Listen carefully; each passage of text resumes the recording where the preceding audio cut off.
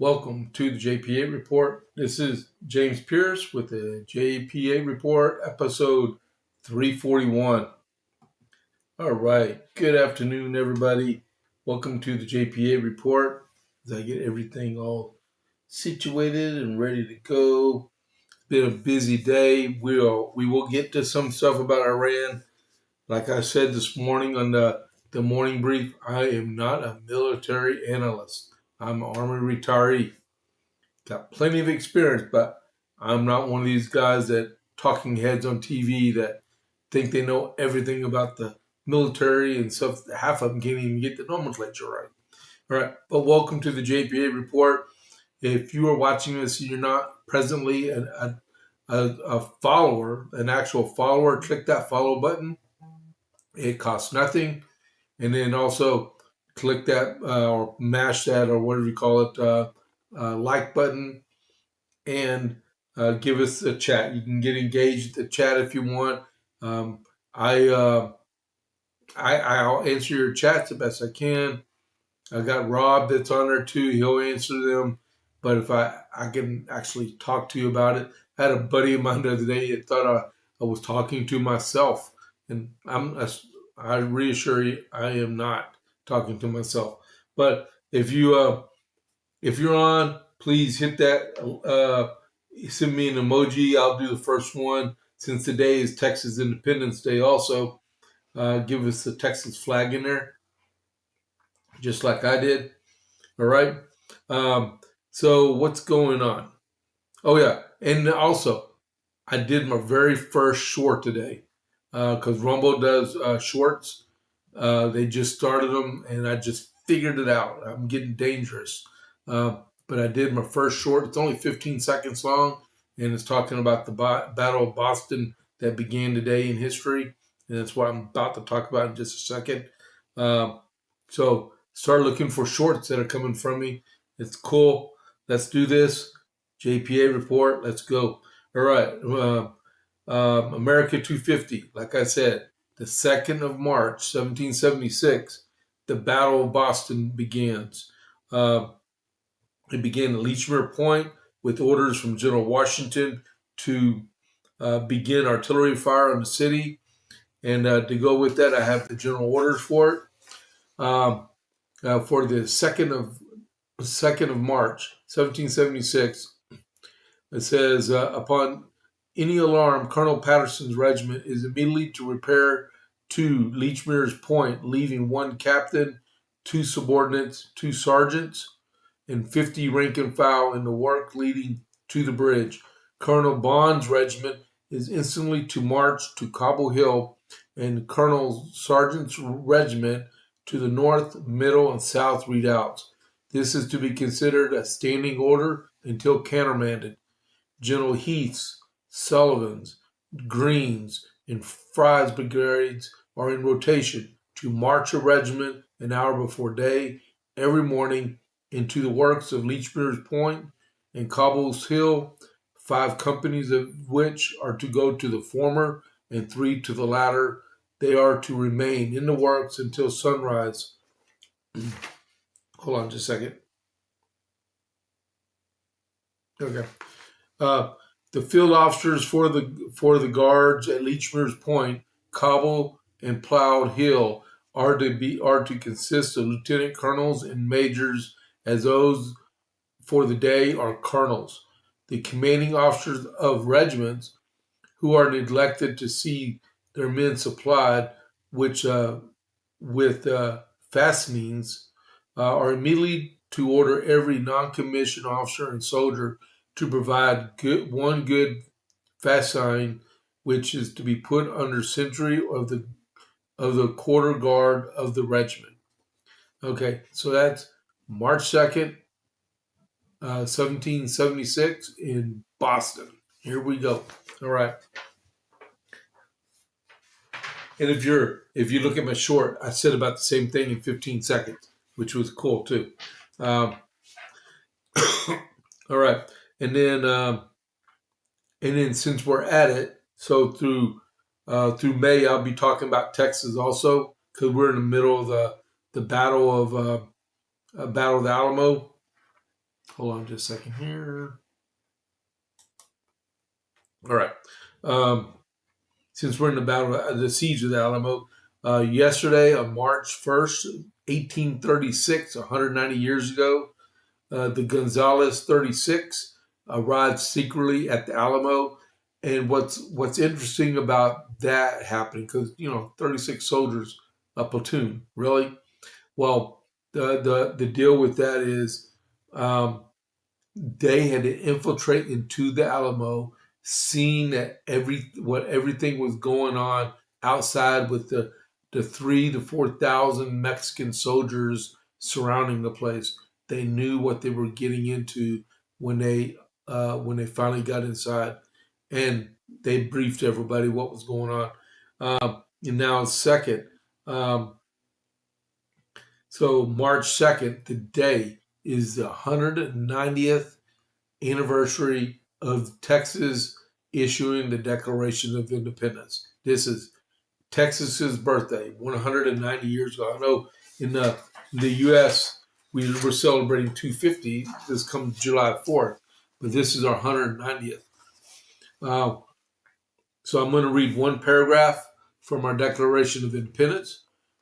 Just so you know, a unanimous Declaration of Independence by the delegates of the people of Texas and General Convention at the town of Washington on the Brazos on the second day of March 1836, when a government had ceased to protect the lives, liberty, and property of the people from whom its legitimate powers derive, and for the advancement of those happiness it was instituted, and so far from being a guarantee for the estimate of inalienable rights, becomes an instrument in the hands of evil users for their oppression.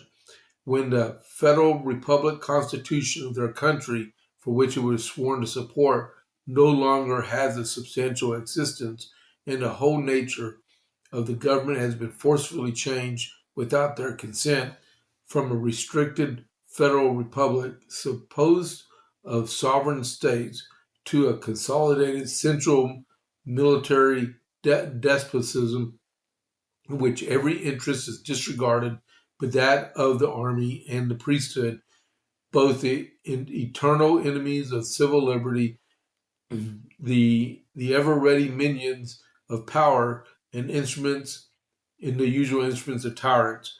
When, long after the spirit of the Constitution has departed, moderation is at length so far lost by those in power, even when the semblance of freedom is removed and the forms themselves of the Constitution discontinued, and so far from their petitions and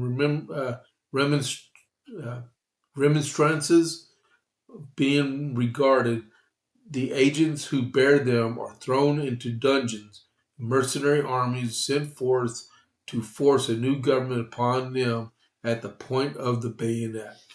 That's the first paragraph of the Texas Declaration of Independence. And if you read through the whole thing, which is just a few pages long, it's modeled after the American Declaration of Independence, which was just 60 years prior to that. All right? Wait a minute. 86, 96, 06, 16, 26, 36. Yep, 60 years. I can do math. All right. So, Texas. Long live Texas. All right. All right. So, what do we got going on? Dalmatian.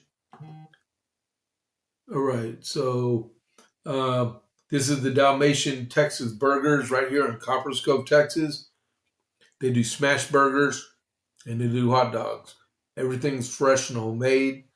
They're open for lunch Monday through Saturday, 11 to 2, and for dinner from on Tuesday through Saturday, 5:30 to 7, unless they sell out.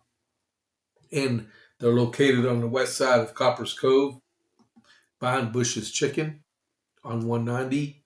And as you saw on that menu, the armadillo is a good jalapeno strawberry raspberry jam burger. It's out of this world. You got to try it. All right. So that's Dalmatian. So the first thing is what do we got? I was the reason why I got started a little bit late on the getting everything submitted to get going was I was watching a Medal of Honor ceremony from the White House this morning. Really good, heartfelt ceremony. There was two posthumous. One was an NCO that died in 1985. He was in charge of a prisoner of war camp during World War II, and he, in the threat of death with a weapon pointed at his head, took charge and protected Jewish Allied prisoners of war and saved their lives during World War II. He retired as a master sergeant, I believe, and passed away in 1985. And then there was Command Sergeant Major Richardson as a staff sergeant in the Army in Vietnam. He put his life in danger protecting his 85 soldiers in overwhelming battle. He put his life in jeopardy on top of a hill to call for fire, tactical or air support, and he got shot by a sniper and refused to leave his duty post until friendly forces arrived and they were all safe before he finally seek medical attention. And then there's Staff Sergeant Alice. He died in Afghanistan in 2013. He personally, as a staff sergeant, also took charge of an element while they got their fob Hanzi was breached, and they fought back the attacking elements inside there. And they were V-bids and suicide bombers in the mix. And he shot one of the suicide bombers and then put himself between, because he noticed that what the citation said was this homicide bomber or suicide bomber was still alive, and Sergeant Hollis went to take him out and was between him and a Polish soldier, and it was a Polish lieutenant, and homicide bomber detonated the vest and killed the staff sergeant, but protected the Polish officer. Unbelievable amounts of gallantry and valor, all three of them, and that's something to remember. Now, there's you can go to the National Medal of Honor Museum, and that is in Arlington, Texas. If you're ever able to make it, that is on my list of stuff I want to do. I'm going to go there one day. Okay, so that was between 11 and 11:30 this morning. Okay, and then in the mix of doing everything else, right? All right, so the next thing is Friday, President Trump was in Corpus Christi, and then he endorsed Sid Miller for Agriculture Commissioner. He endorsed Don Huffines for Comptroller, but he did not make an endorsement for the United States Senate because he likes all three of them. He likes John Cornyn, Ken Paxton, and Wesley Hunt. So he declined it. There's an article in the New York Post begging him. It's written by Jeff Early, and it says Texas primary rocked by clash over radical Islam as GOP pleads with Trump to pick a winner. Well, the problem with that is early vote is already done, and we've had a massive turnout in early vote for here in Texas. It went from the 17th to the 27th of February, and in most places it went every single day. Here in Coryell County, I tracked it by precinct. It was unbelievable. Now, countywide, we had almost 70% Republican and about 30% Democrat, which is really good, right? It used to be better. We used to be a 93% county, but right now we're at 70%.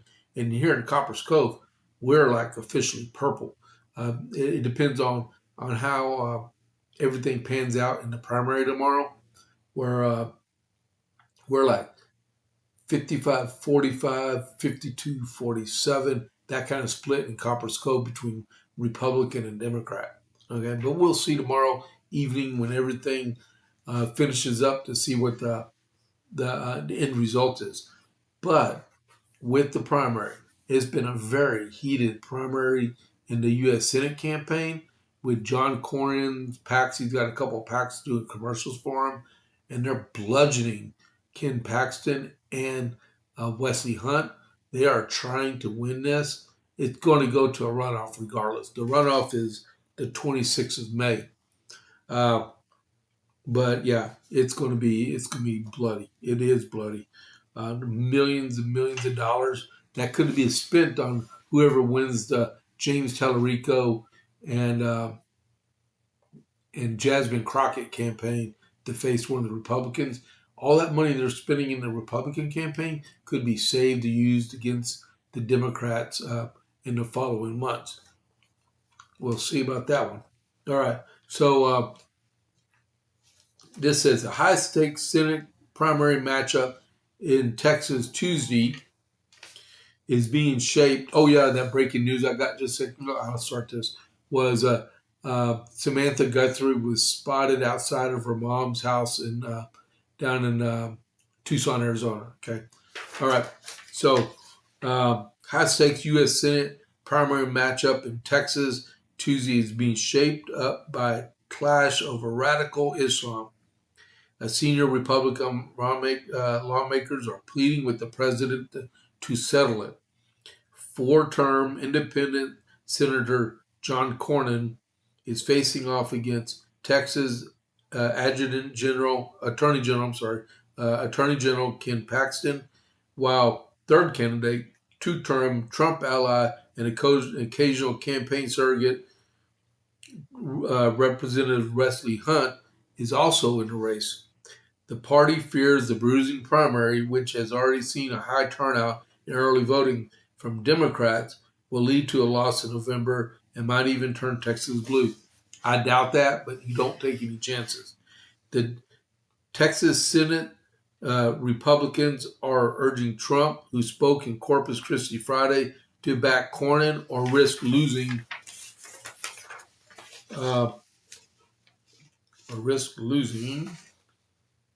Texas. Yeah.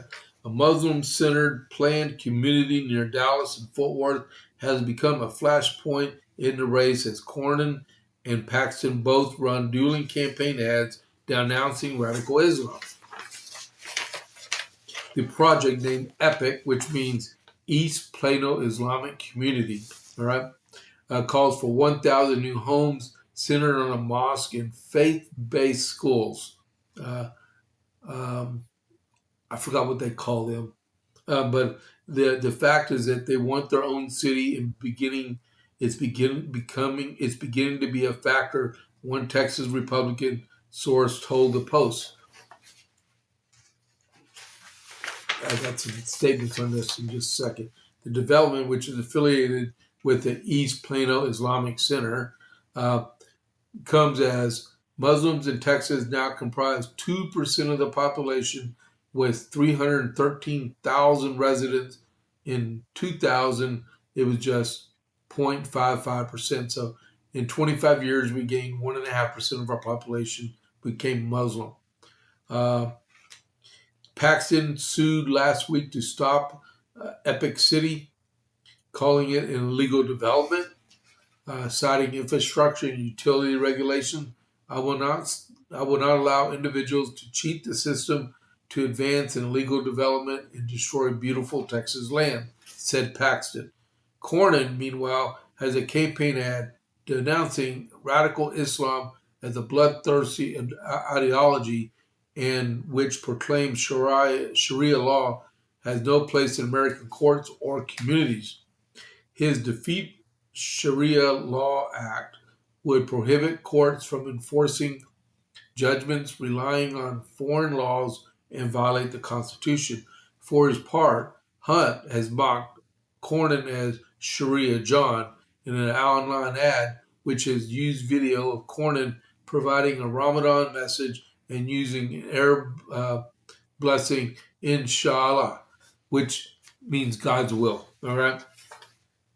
You know, I like Wesley Hunt, and I understand campaigning, but Inshallah means God's will. I've used it millions of times because I don't know why John Cornyn was saying that, because he in his entire life has probably never been in Saudi Arabia, Iraq, or even Afghanistan, Wesley Hunt has, so he understands some of the Arabic language.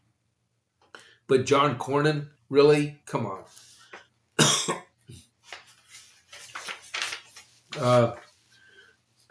First elected in 2014, Paxton has been able to eke out a narrow 3-point lead over Cornyn in the Real Clear Politics polling average 32 to 29, with Hunt trailing.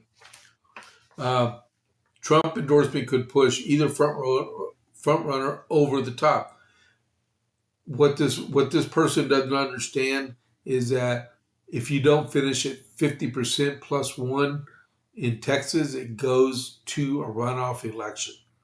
So it's going to go to a runoff regardless, right? Whether it's Cornyn versus Paxton, or Paxton versus Hunt, or Hunt, you see the whole world, right? It could be 3, 4, 5, 6 different combinations. Hold on. Okay. He's been hesitant to get into it because Paxton did a lot to help in early years. The polls show this seat would be vulnerable if Paxton was the nominee. I think Trump would be very helpful, or we make it very messy. Okay. All three candidates joined Trump at his event in front of a huge tanker in Corpus Christi, a major shipping hub. On the ground in Texas, a reporter asked the president if he had decided who he will endorse, and he said pretty much, yeah. He responded without sharing more, no, not yet. And he said when asked when he would reveal his decision. Trump only hinted at the drama when he mentioned both men in a speech. There's a little race together. You know that. A little of a race. Going to be an interesting one, right? Senate Republicans are pleading for Trump to intervene. Cornyn, the only reason why Senate Republicans they want John Cornyn back. There's too many rhinos still in the Senate. It's like whack-a-mole. You whack one, another one pops up somewhere else. Whack that one pops up somewhere else. It's ridiculous. Cornyn is Republican. They put the Texas race away. Steve Daines from Montana says, when it comes time to the general election, I worry about it. If either of the two candidates were to be the nominee, that we would risk losing Texas. Okay, so why are we depending here in Texas on people outside the state with no political connection to Texas to give us our input on what we need to do with our candidates? The only input I like is the input from President Trump.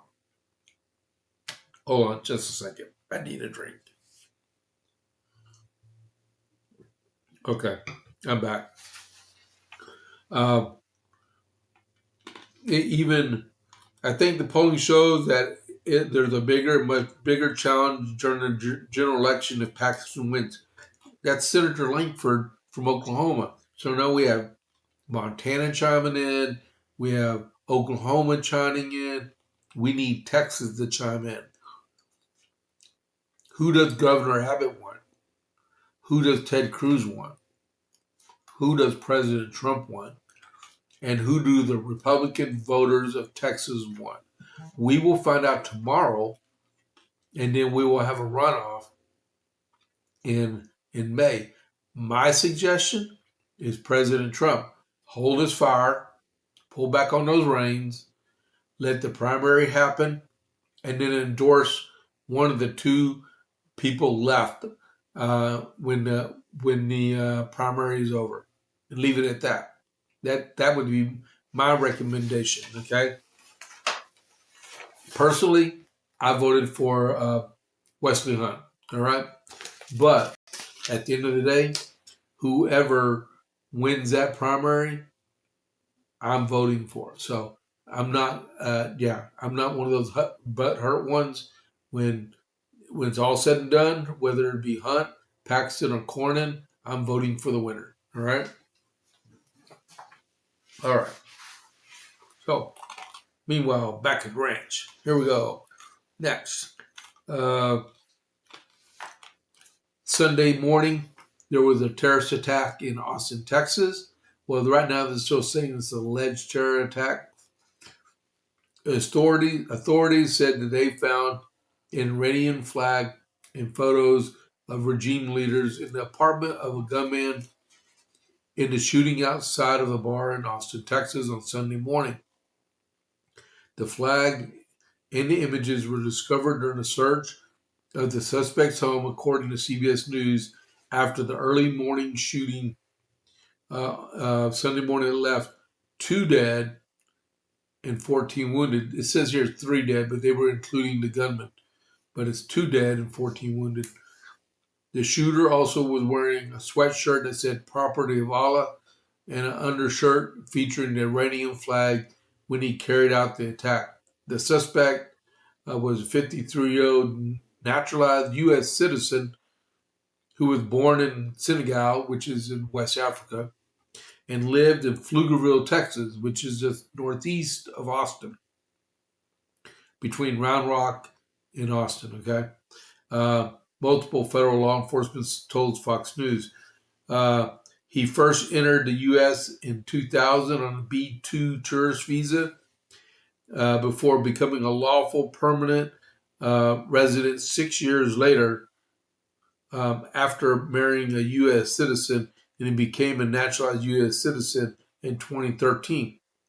My question is, if he got here in 2000 on a tourist visa, a tourist visa does not last 13 years, right?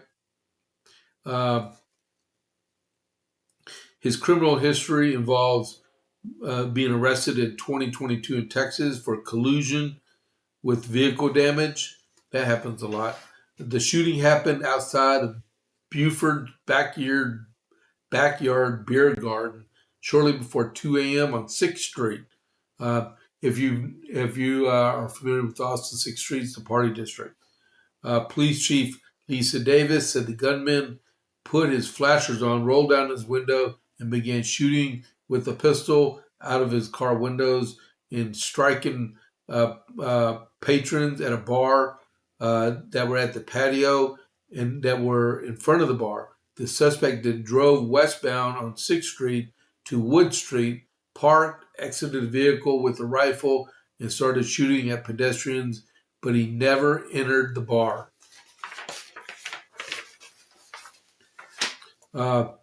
Police shot and killed the gunman who used the pistol and in the shooting. Today is a difficult day for our city and university. University President Jim Davis said on X, "We are deeply saddened by the tragedy that occurred this morning in downtown Austin. Our prayers are with the victims and those impacted, including members of the Longhorn family. We are also grateful for the first responders who acted quickly to save lives, and to our UT counselors and staff members who provided care and support throughout the day."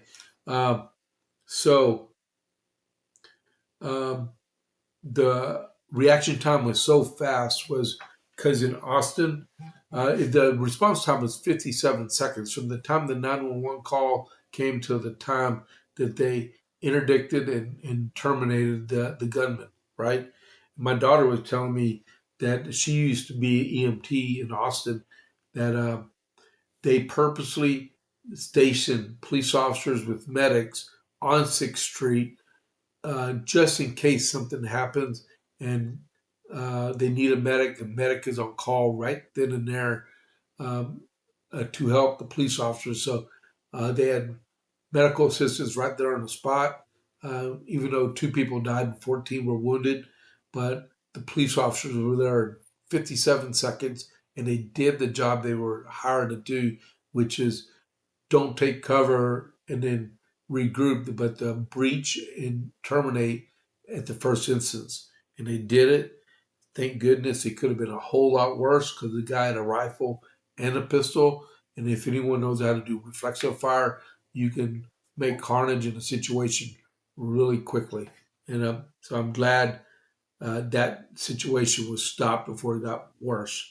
Too bad the guy came from Senegal, and he met and got married on a tourist visa, which I have no idea how he made it through the system in the first place.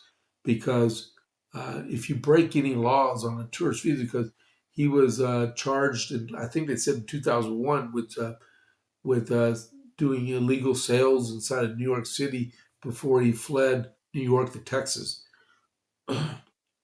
But you know, it's not me to ask those. Well, it is me to ask those questions, but it's up to someone else to answer those questions for us and tell us exactly what happened. And we got people sneezing outside my door. All right, so let's go on. Where are we at? We are at.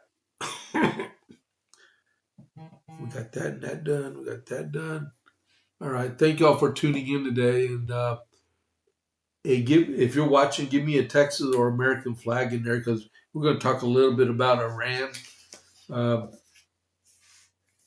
Uh, like I said at the very beginning, I'm not a military analyst, but I am a retiree, so I know a little bit about what's going on.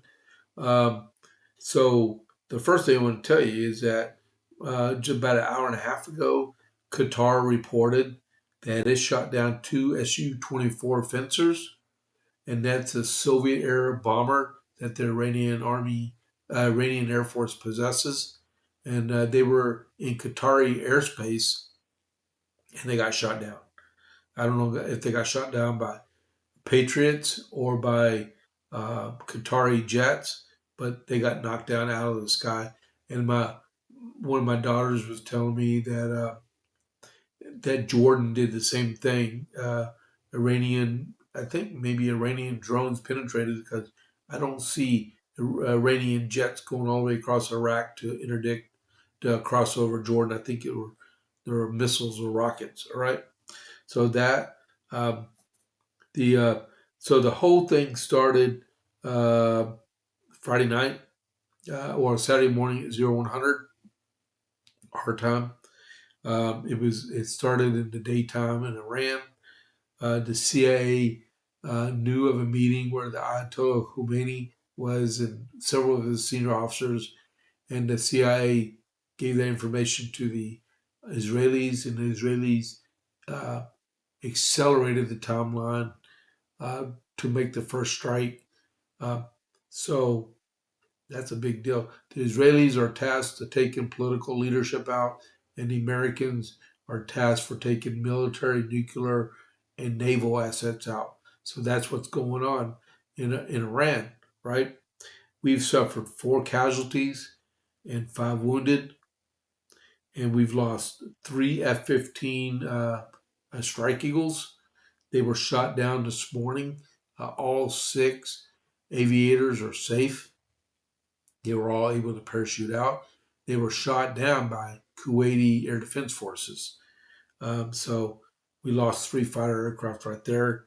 Iran has been attacking several countries, Arab countries all around the west side, from Saudi Arabia, Qatar, UAE, Kuwait, Jordan, I guess. They're attacking into Israel and trying to do their best to attack American assets in the sea, right?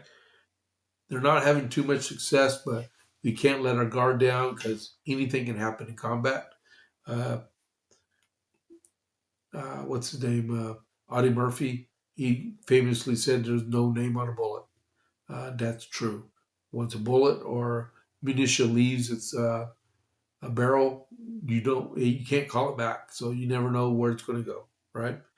There have been over 1,000 sorties flown already. When the attack happened, Israelis said they had over 200 aircraft in the air at one time, and it's the largest Israeli strike force that's ever been initiated in Israel. Flat out. None other bigger, right? Uh, it all started with when negotiations came to a standstill. We offered Israel, uh, I wrote it down, free for life nuclear fuel for their civil nuclear energy program. And they said no. They wanted to continue to enrich uranium. I heard it on TV a while ago. They still don't know where the uranium is being stored at. The president said that ground troops will be used if only if necessary, and he doesn't care about polling. He wants to do the right thing to protect the United States of America for the far distant future. And I trust him with his judgment. Right now, like I said, no sympathy for Iran. Look, I'm a combat veteran. I've been there 3 times. I was in Saudi Arabia in the first Gulf War. I was in the Iraqi War, and I was in the Afghan War. I've been downrange 33 months of my life. Not in Poland, not in Germany. Well, I've been to Germany. Not rotated over there. Did 9-month rotations and came back. I didn't do. Had weapon with me for 33 months of my life with magazines inserted. That is the way we lived. All right. I've seen men dead because of EFPs supplied by the Iranians. I've seen people killed from mortars, from rockets, maimed, wounded. I had an Iranian 81 millimeter mortar laying for me 10 feet from me. I just got inside of a bunker when it detonated. If I had been 2 feet closer, I probably wouldn't be here right now. And we know this because we knew the intercepted munitions, and we tracked down the tail fin number on it, and we know it came from Iran because it came from another shipment that was captured. We know. I feel no sympathy for them. They can rot. They can turn into glass for all I care. Too many of my friends. I knew an NCO that is husky was burned to a crisp with him in it because he refused to abandon his post because he got hit by an EFP. And then we had a young man from right here. He was stationed in the 1st Cav. His name was Corey Hicks. He's a PFC or a specialist after he passed away. His RG-31 took 2 EFPs, and he died right there on site. One of my best friends buried right here in Killeen, Captain Michael Norman, was killed by an EFP through his Humvee right outside of Fob Loyalty near Sauter City in 2008. I have no sympathy for the people. I hope they overthrow this government and install a peaceful country, just like the Israeli ambassador was talking about Sunday morning. Purim, I think that's what it's called, a celebration. That was when the Persian king gave the Jews permission to defend themselves around Persia, because Haman and Haman and his sons had to figure out a way to try to mass murder Jews all over the provinces, and they were found out by Mordecai and Esther. That was great. It was great that it was a Bible story was told at the United Nations. It happened 25 years ago. It really happened, and but people doubt the Bible a lot. That stuff really happens, and the fact is that Jews and Persians were friends until Islam came along, and it was a whole different world after that. All right, so there's a lot going on. I could sit here and just keep reading the headlines on Fox News if I want. I can do that. But Like I said, I'm not a military analyst. I got to refresh my screen here. Okay, I'm back. All right. All right. So that's the situation in Iran right now. President did say there's 49 Iranian leaders that are dead. Um, so we're going to learn a lot more about tomorrow. Pray that the indirect fire stops, okay? And they come to their senses and fully capitulate and agree with United States terms, all right? They are not to be allowed to have nuclear weapons, flat out, all right? All right, so what else do we got here? Uh, all right, so in Minneapolis yesterday, 50 protesters were arrested, anti-ICE protesters. They were hurling rocks and ice at Minneapolis officers and ICE officers. They, man, it says 54 police officers, 54 people were arrested Sunday during protests against ICE outside the Bishop Whipple Federal Building in Minneapolis. The Hennepin County Sheriff's Office said 38 individuals were cited and released. Uh, and then Minneapolis State Patrol confirmed 15 additional arrests. So you assault a police officer with rocks and you get cited and released. What is the purpose? What is the absolute purpose of people assaulting? That's aggravated assault because it's a weapon. And they cited them, probably gave them a $200 fine, and they released them. Stupid. A statement on Facebook, the Hennepin County Sheriff's Office and deputies issued dispersal orders after protesters allegedly blocked streets and to access local businesses, scattered glass in the roadway, threw rocks, chunks of ice, and water bottles at law enforcement. That's all aggravated assault. They should be stuck in jail, right? This morning, deputies issued dispersal orders after individuals blocked the streets. Arrests are being made. Officials emphasized that street protest is constitutionally protected, but criminal behavior will not be tolerated. When you start using weapons to throw at law enforcement, it goes from a protest to a riot. There's no other way to say that. And plus, I was looking at the paper this morning. The low temperature for yesterday was in Minnesota. It was at some place, it was negative 31. How in the world do these people even protest without freezing to death? Getting frostbite. All right. The president pledges to avenge the fallen U.S. service members as tensions with Iran intensify. I was telling you that 4 soldiers lost their lives to Iranian indirect fire. They haven't announced where that indirect fire landed because it would encourage the Iranians to keep at those coordinates.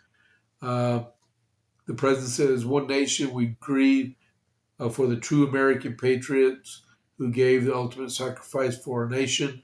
Even as we continue the righteous mission for which they gave their lives, we pray that the full recovery of the wounded and send our immense love and eternal gratitude for the families of the fallen."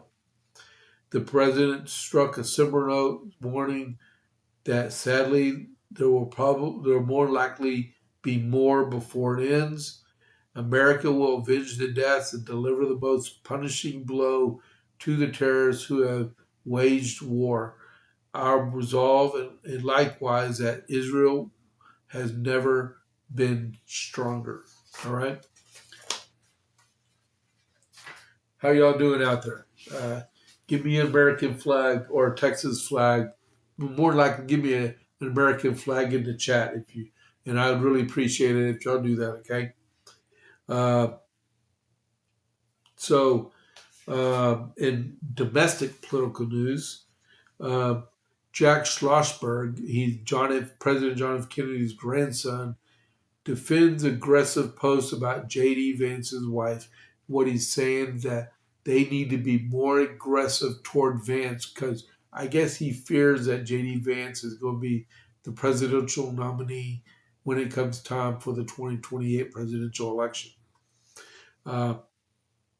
So, Democrat congressional candidate Jack Schlossberg defended targeting Vice President J.D. Vance's wife.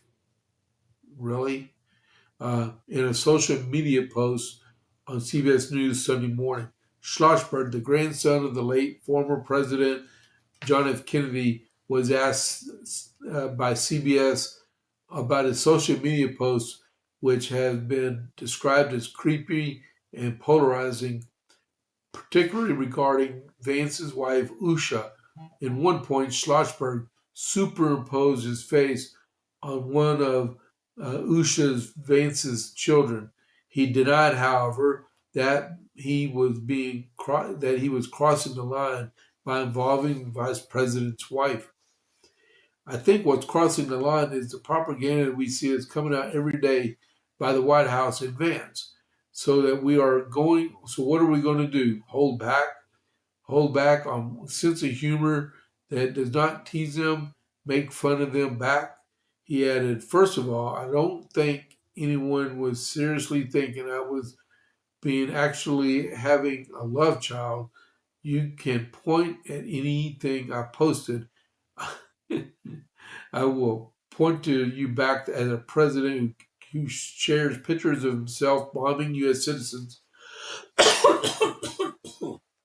I need to slow down. Hold on.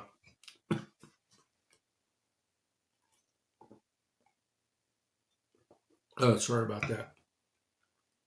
I just see a person that feels like he's entitled because he's a Kennedy. He's jealous because J.D. Vance has more of a chance to get the Republican nomination than he does with two things: him getting elected this coming November, and two, possibly him running for president in 2028. So both of those are possibly true because he has very low chance of even seeing a single vote. He's more in line with Kamala Harris. He would probably run out of money and drop out before the first primary vote is even cast. Okay. All right. What else we got here? What time we got? 12:48. Jasmine Crockett the other day, she's running for the U.S. Senate. She's a congresswoman and from Dallas. And the other day she was actually she was campaigning in Texas for the U.S. Senate. And this one staff writer for the Atlantic, Elaine Godfrey, reported that she was thrown out of a rally for former Jasmine Crockett, for Representative Jasmine Crockett, for being a top-notch hater, according to Crockett's team. Right before armed guards escorted me from the rally and left me on the edge of the Texas County Road, I was informed I was no longer welcome at the event and that I already attended. She described having spent an hour at the Lubbock rally for Crockett Senate campaign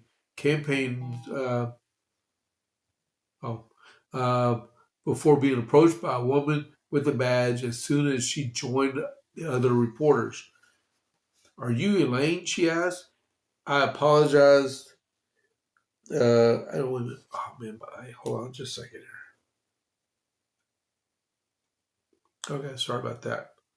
Okay, are you Elaine? That's Elaine Godfrey. I recognized her from the entrance of the event where I identified myself. She waved me into the building's press area. Yes, I answered. Her team has asked you to leave, she said. When I asked why, the staffer looked at her her phone and read dutifully. They just said, Elaine from Atlantic, white girl with a hat and notepad. She's interviewing people in the crowd. She's a top-notch hater and will spin. She needs to leave. It sounds like, well, for one, she's with the Atlantic. That's a very leftist publication. Two, she's doing her job as a reporter. She was actually quoting people and interviewing them. What's the problem with that? So Crockett has a problem with getting the word out. She was seen in Killeen the other day on Friday also. Oh, no, it was last Tuesday during the State of the Union when she should have been in Washington listening to the president. But she was in Killeen, Texas, and from what I read, there was only like 100 people at a rally. Go figure. You tell me different, but that's what I read. And her and Tallarico was what driving Democrat turnout in Texas. All right, so don't let anything else fool you. Because Gina Hinojosa, she's running for governor on the Democrat ticket in Texas. She's going to get crushed by Governor Abbott. All right. So we read that, and we read that, and we read one about Crockett. We read that. Man, we're doing pretty good, guys. All right. So y'all want a little bit of sad news, non-political. I'm going to get off the political part real quick for a minute. So in Pennsylvania, 50,000 bees were killed in an act of arson on a family-owned Pennsylvania farm. It says this is from the New York Post. I had a deep dive drill to find this one because while I was doing show prep, man, 95% of the news is from these people. Everyone thinks that they're, military analysts, and they're not. But there's so many stories out there about Iran. But I found this one. And tens of thousands of bees were killed after beehives at a Pittsburgh area farm were set on fire, according to a family-owned business. The owner of Bedillion Honey Farm and Industry and his daughter noticed the aftermath of a deliberate destruction of their beehives while doing routine checks on Thursday. The family business wrote in a statement on Facebook. That's sad, man. Tens of thousands of honeybees turned to ash, along with the boxes and pallets they were once housed in. Bedillion Honey Farm posted along pictures of a harrowing path of torched hives. This is a significant loss of animal life, as well as the principle of our livelihood, although we intend to regroup and rebuild. The owners of Bedillion Honey Farm, Mark and Sarah Bedillion, claimed that 50 hives were intentionally set on fire during the arson in a secluded wooded area, killing roughly 50,000 bees. We rolled up to it. I was a little confused, like, where are the beehives? Said the couple's daughter, Lily, told the outlet. When you really are looking at it, you can see squares of ash where they burned a pallet. My heart dropped. My dad's heart dropped. The pretty long moment of silence until it all set in that hives were caught on fire. It was heartbreaking to say the least. Bedillion said has a small retail shop in Hickory that sells various products from the farm, including honey, candles, and soaps. It was like getting punched in the gut, Sarah Bedillion, who manages the shop, told the outlet.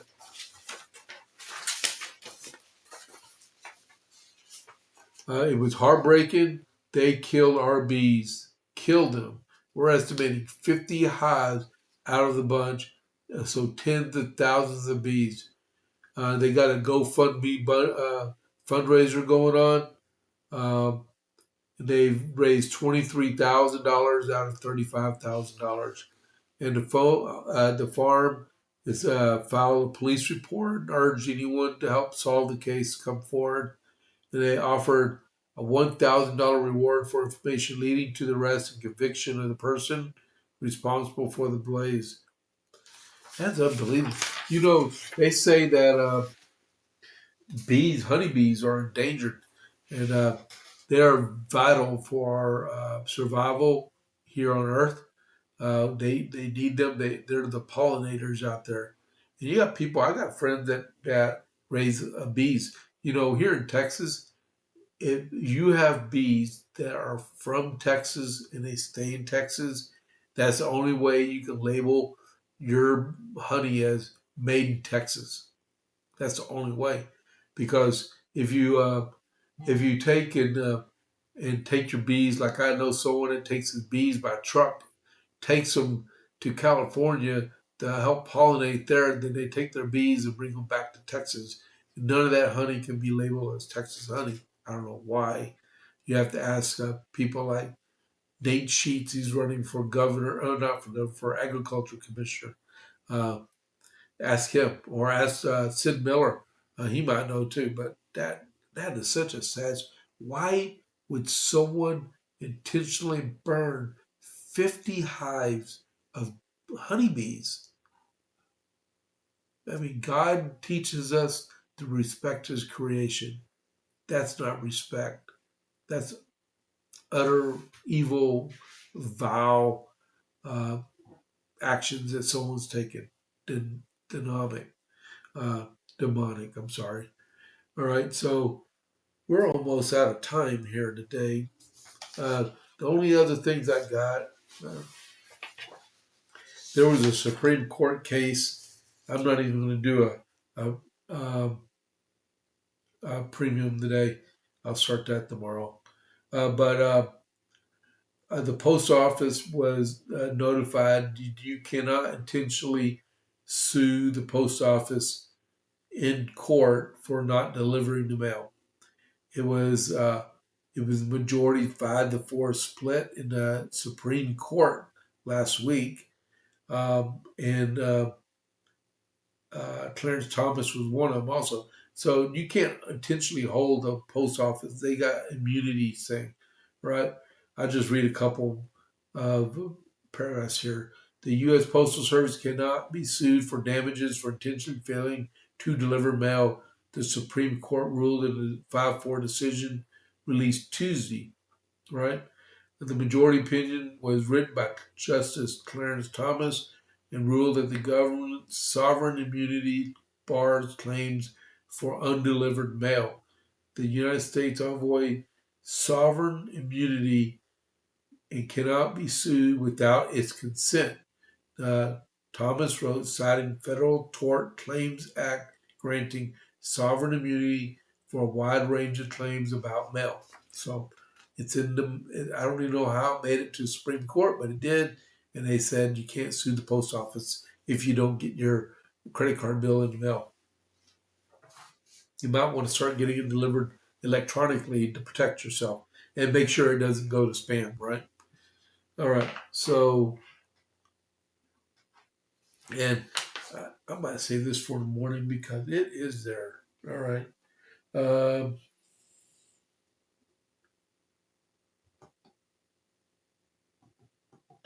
all right. So quickly, tomorrow, if you notice on here, is March 3rd, primary election day. We should have most of the results in by that night, within a couple hours, by 9 o'clock. All right. And then if there's the runoff is going to be May 26th.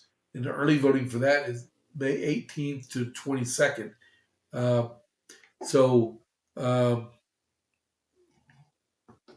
runoff, early voting is always a shorter time span. So you only get like 18, 19, 20, 21, 22, 5 days. And then you have the runoff. It's over, right?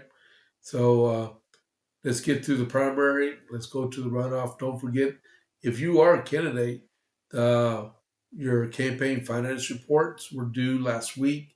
And then you have if you lose, might as well, if you're not going to hold any money over, file your final your final report.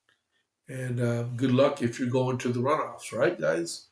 So, and then what else?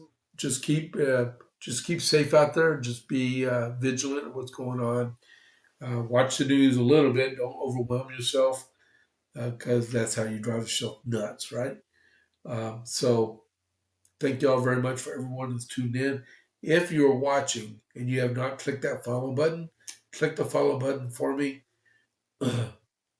Look out for my shorts that I'm going to start producing and stuff. Uh, I did one today. I was telling you about shorts are available.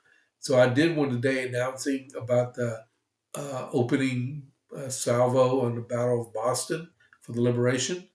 And it was only 15 seconds long. It was really cool. A friend of mine, her name is Lynette Sowell. She's from Boston, and she watched it and said that was pretty cool. I thought it was pretty neat myself.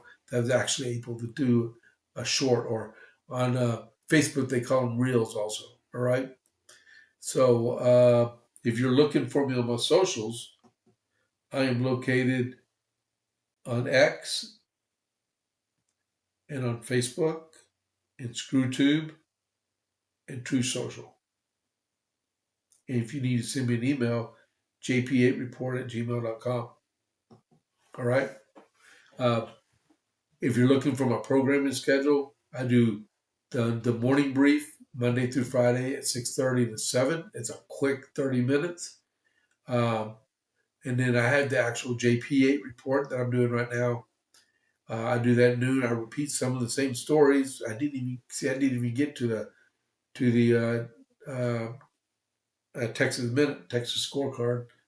I'll go over some more of that tomorrow. Uh, but let's see. And that's at noon to 1. And then I can do premiums again. So I got to do some premiums to help with my creative premium project with Rumble. Okay. So help me out. Be good to me. Hit that like button, hit the follow button, and let's go out and do great things. So I will catch y'all in the morning. I got to go pick up some lawn equipment in just a second. So, but I hope everybody has a good afternoon. And this is James Pierce with the JP8 report. I will catch you on the flip side. I'm out.